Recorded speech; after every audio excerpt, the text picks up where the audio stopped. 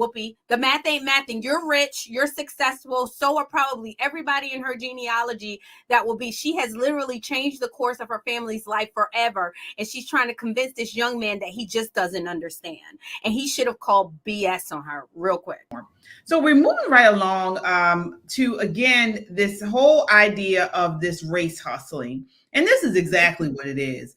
You know, these people, these pundits, these people on the left, they race hustle. They use the idea of race, of slavery, of living in the past to get mostly Black people to vote for them, either fear them into voting for them or use emotional ties within the slave movement, within past racism and past things that went on in America to push them to vote. And here we have it again with The View this week. So Sunny Hostin on The View, they hosted Coleman Hughes. Coleman Hughes is an author. He wrote a book. He's not a conservative. The End of Race Politics.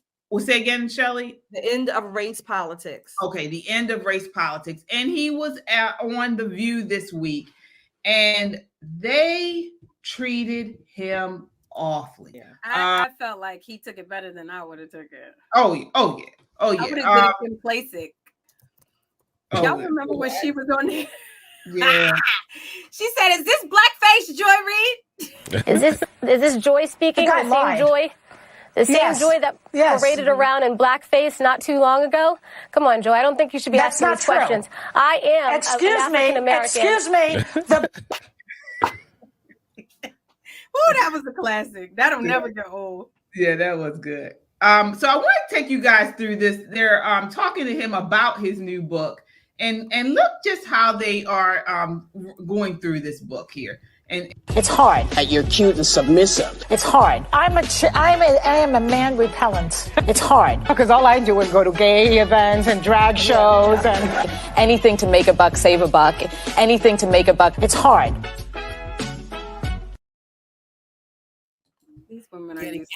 Was not taught in history. There was no Black history. None of those things were taught. And here in America, I went to school getting any information about anyone's race was not taught in history. There was no Black history. None of those things were taught. And here in America, 100 years ago when I was a young woman, that's how people saw you. That's how they judged you. So I think, I don't want to say it's your youth, but I think you have a point, but I think you have to also take into consideration what people have lived through in order to understand why there has been such a pointing of very specific racial things, like women couldn't get into college. So this is where she's talking about, and let me talk, I want to back up a little bit why she said that. He's talking about his book, and he believes in a colorblind America. Absolutely. Take a look here. So a lot of people equate colorblindness to I don't see race or to pretending not to see race. I think that's a big mistake. We all see race, right? And we're all capable of being racially biased. So we should all be self-aware to that possibility. My argument is not for that. My argument is that we should try our very best to treat people without regard to race, both in our personal lives and our public policy. Of course. And the reason I wrote this book, thank you. Yeah. He was received well by the audience. This book is because in the past 10 years, it has become very popular to, in the name of anti-racism, teach a kind of philosophy to our children and in general that says your race is everything, right? And I think that is the wrong way to fight racism. And that's why I wrote this book at this time. Okay. So that was him. And then Whoopi was responding to him about why she believes people still look at race, talking about in the past and things. So I want to get your thoughts on this, Shelley, just on that exchange. What part of it? I actually thought Whoopi's, I guess her question and her explanation were good feedback for why her generation focused on the race the way they did. And she was offering him feedback, like maybe he can consider that his book obviously doesn't address that, or at least I haven't read it yet. So I didn't find a problem so much with her question. I loved his definition of what he meant by colorblind, that we should move beyond judging people by the color of their skin. What I wanted him to say was, like you all do. Yeah, right. That's what I wanted him to add. I wanted him to add that part, like you all do, and you certainly do it to white people. Yeah. I felt like, and what did you think of that, Crystal? How she responded, saying, back in her day, it was racism, and he's young, so he doesn't understand that. Her demographic is just a bunch of liars. I mean, like there's been no other successful Black demographic than the African-American baby boomer female. Like they have been more successful than probably anybody. Maybe the millennials are coming up. Their children are becoming more successful, but they literally started the trajectory of success. Like Whoopi Goldberg have reached a level of success that they just lie. I mean, like they are literally lying. She is telling me that she's trying to convince this dude that he doesn't understand because she lived through racism. Mind you, every single man that this woman dated didn't look like Giovanni, okay? Everything. She was cuffed up with white male after white male, and they try to convince you that they had to live in this racial post-segregationist society that was just so demonizing to them. And the facts of the matter, the math ain't mathing, Whoopi. The math ain't mathing. You're rich, you're successful, so are probably everybody in her genealogy that will be. She has literally changed the course of her family's life forever, and she's trying to convince this young man that he just doesn't understand. And he should have called BS on her real quick. Yeah, I want to get before I get you in on this, Giovanni, I want to go to this next portion here. So this is the nasty Sunny Hostin. She needs to be fired. She should be removed from The View because of this exchange. Take a look here. Okay, let me see. But when you say that socioeconomics picks out people in a better way than race, when you do look at the socioeconomics, you see the huge disparity between white households and Black households. You see the huge disparity between white households and Hispanic households. So your argument, and I've read your book twice because I wanted to give it a chance, your argument that race has no place in that equation is really fundamentally flawed, in my opinion. Fundamentally flawed. One is whether each racial group is socioeconomically the same. That I agree with you. They're not. They're not. And the stats show that. But that's not the end of it. She's so smug and condescending. In a way that actually targets poverty the best. Great. And what Martin Luther King wrote in his book, Why We Can't Wait, is he called it, we need a Bill of Rights for the Disadvantaged. And he said, yes, we should address racial inequality. Yes, we should address the legacy of slavery. But the way to do that is on the basis of class. And that will disproportionately target Blacks and Hispanics because they're disproportionately poor. But it will be doing so in a way that also helps the white poor, in a way that addresses poverty as the thing to be addressed. That part is true, but as you are a student of Dr. King, I'm not only a student of Dr. King, I know his daughter, Bernice. Time for the announcement.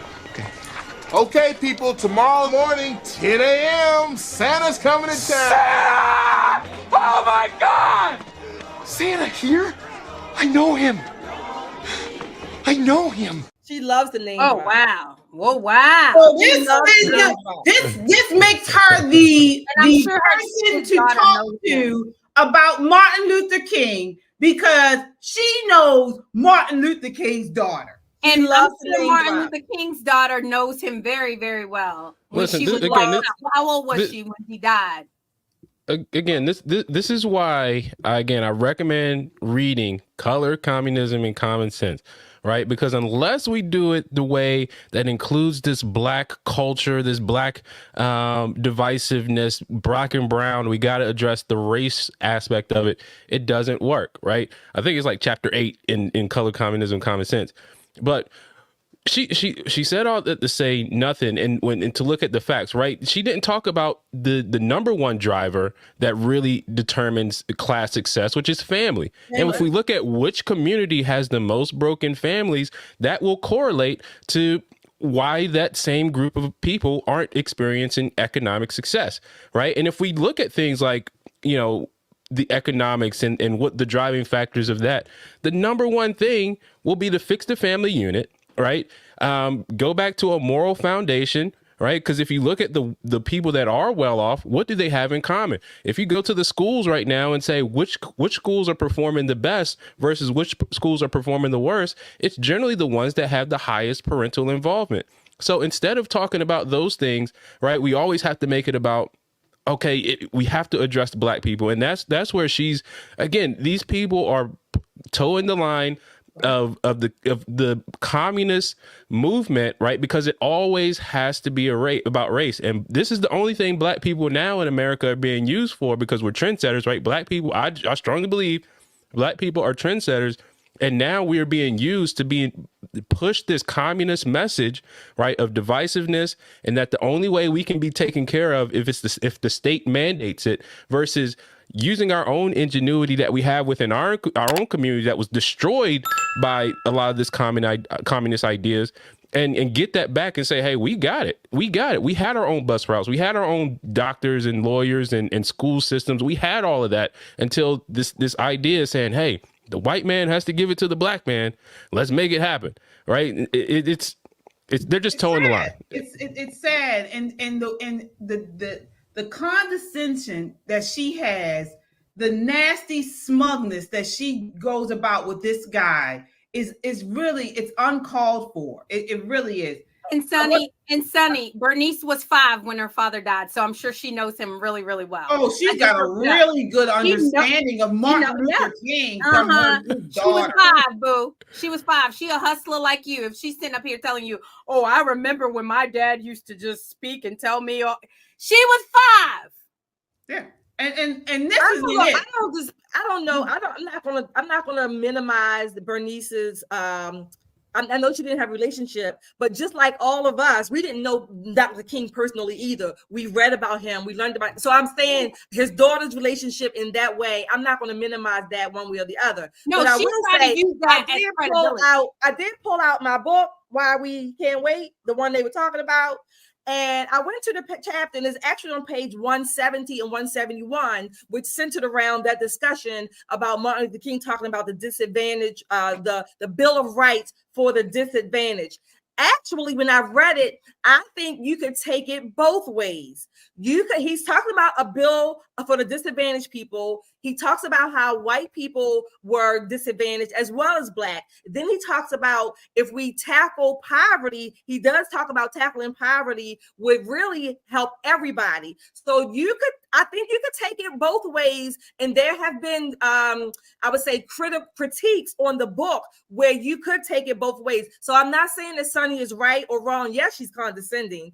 And I'm not saying that Coleman is lying. I'm saying that between these 2 pages, at least, and the rest of the chapter, one could argue for one or the other in the way that Martin Luther King maybe worded it or set out his premise. So let me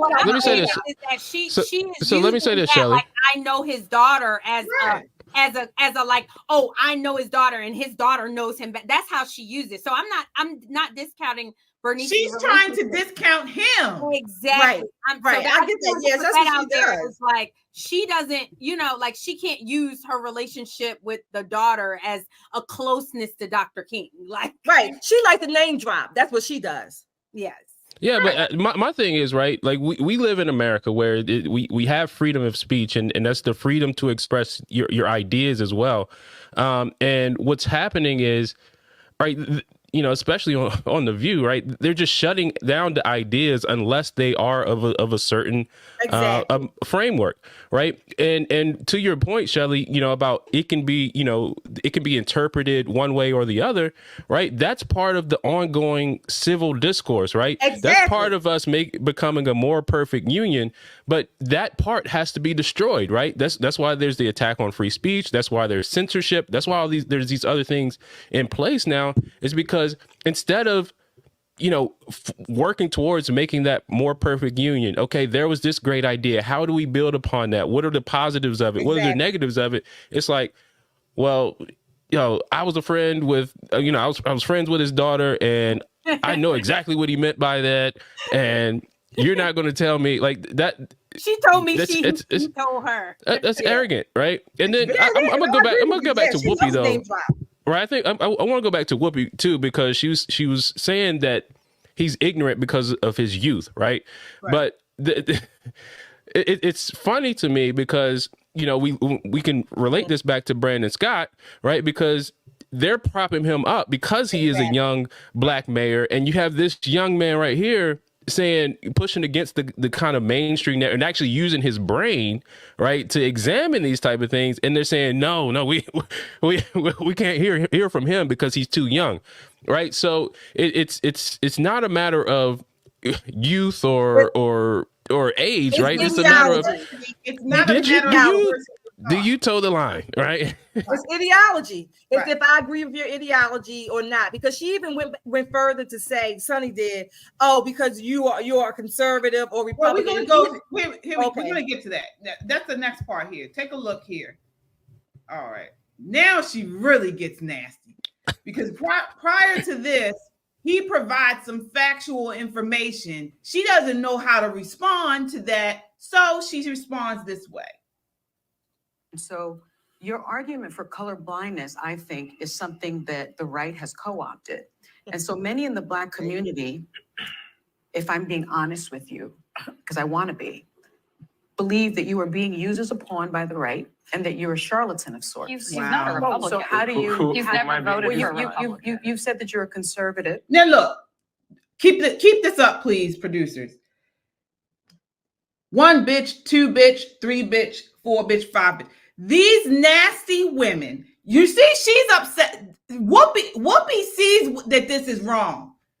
She turned her head and she's like, all right, you went too far. She's upset. She's uncomfortable. She's uncomfortable. Joy actually says something. She says a little bit, and Alyssa, which is surprising, says something like he's not even a Republican. Right. He's not a Republican. But these women should have put her in her place right here, not sit here and let her just talk about this guy and say and hurl nasty comments for no reason. And that's not even the issue, whether he's Republican or not, which again, it's about the ideology with them. Right. And now I'm going to go on. Take a look here. No, you did. You actually said that in the podcast that you did 2 weeks ago. I said I was a conservative. He's not. Yes, you did. That is a lie. It has been debunked. She was lying. He never said in that podcast that he was a conservative. It has been researched. And what happened was the podcast host called him a conservative and he corrected her. He not one time said that he was a conservative, which it really shouldn't matter. But they do this to throw out kind of like say, oh, you're an Uncle Tom and whatever you're saying shouldn't be, is irrelevant. That's what they're doing. But I want to go on, then I want to get you guys to respond here. But my question to you is, how do you respond to those critics? Okay, let's give him I think it's very important. The quote that you just pointed out about doing something special for the Negro. That's from the book Why We Can't Wait that I just mentioned. Yes. A couple paragraphs later, he lays out exactly what that something special was. Yes. And it was the Bill of Rights for the Disadvantaged, a broad class-based policy. But he also says you must include race. No, he didn't. He says it's he does. Okay, well, everyone should go read the book Why We Can't Wait. Let's not get sidetracked by that. Yeah. I don't think I've been co-opted by anyone. I've only voted twice, both for Democrats. Mm-hmm. Although I'm an independent, I would vote for a Republican, probably a non-Trump Republican if they were compelling. Mm-hmm. I don't think there's any evidence I've been co-opted by anyone, and I think that's I'm done with him. Ad hominem tactic people use to not address really the important conversations we're having. So, he responded to her in a very dignified way. She needs to be removed from the show. She needs to be removed from the show. Very nasty. I mean, this is what they want. Person. Why? Yeah, this is what they want. Who would remove her, right? Who would remove her, right? And who would the they producers, right? Who would kick her out, right? And she's free replace speech. her with She's saying what? her opinion. Yeah, she called the man a fraud.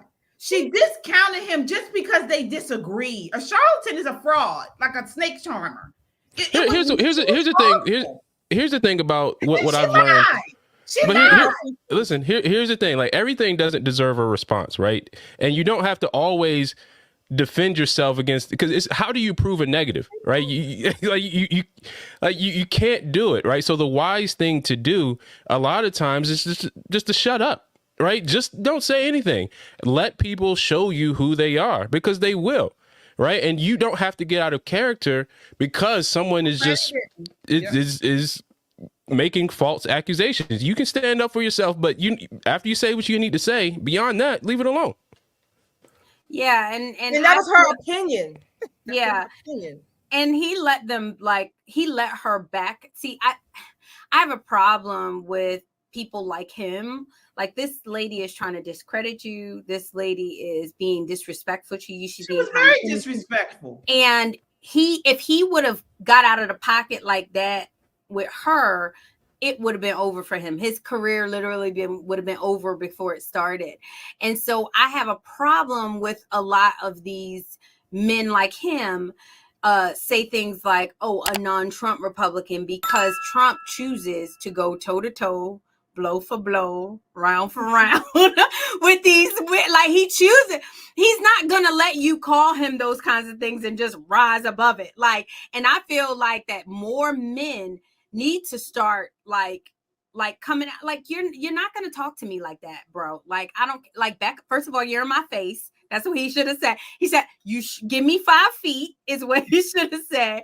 And he should have said, what you're not going to do is sit here and try to discredit me when I've worked hard for this reputation. What book have you written that doesn't involve racism? Like, what, like, he should have really been disrespectful, because she was being so disrespectful to him. Look, man, that's a woman's way to look at it, and I respect it. But look, after I say what I need to say, there's no more need for me to address it. You can keep showing me who you are. That's fine. But I don't need to address it. I don't need to play your game. We talk about this with any other movement. I don't have to live in your world. I said what I need to say. You said what you need to say to me. I say what I need to say back, and that's the end of it. There's one thing to go back and forth with someone. There's another to address someone's disrespect. Absolutely. And this is one area here where I do agree with Trump. He would have checked her, so bad. He could have done that. And checked her.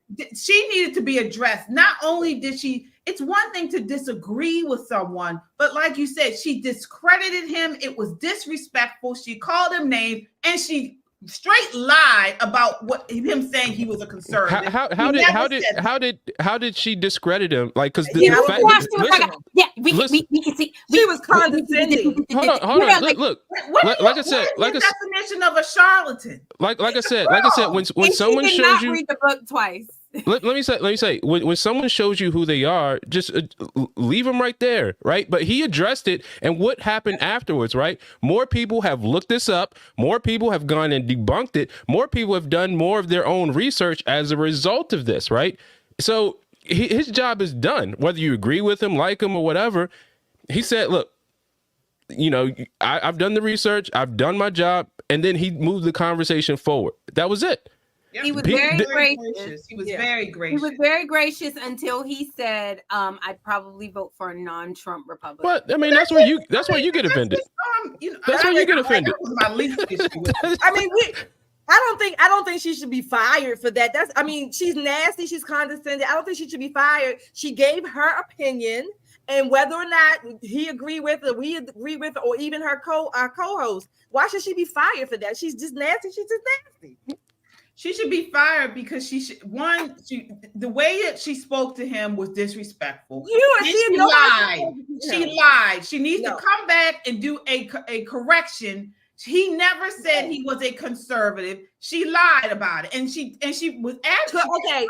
I don't take it for Sonny, but could it be that instead of her lying, maybe she made a mistake and misunderstood the whatever, whoever called him, whoever the podcast was that called him a conservative. No, she definitely lied, but it's not the first time that she lied. This is what mainstream media does, KJ. Right. So, I mean, like it's now like it's widely acceptable. So I don't expect that she'll be fired, because there have been plenty of other things that she like has done worse than that. Exactly. She shouldn't be fired for that. I know she won't be fired, but they fired other people for worse.